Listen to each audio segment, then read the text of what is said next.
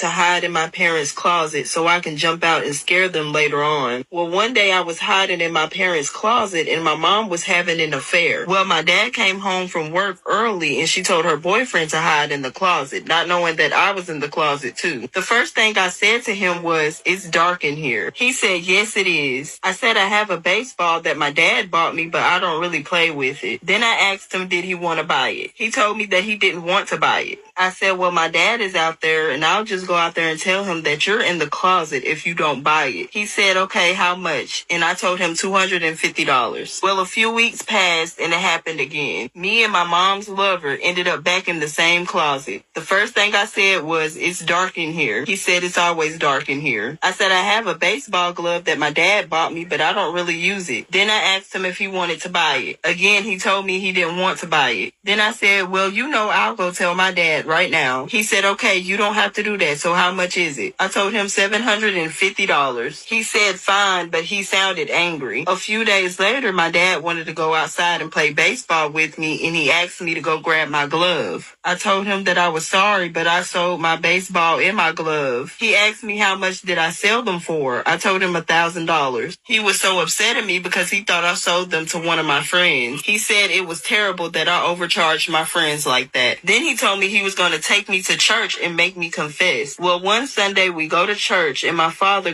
gets the priest. He makes me sit in the confession booth and he closes the door. Now the priest is waiting for me to confess, but the first thing I said was, "It's dark in here." The priest said, "Please don't start this again."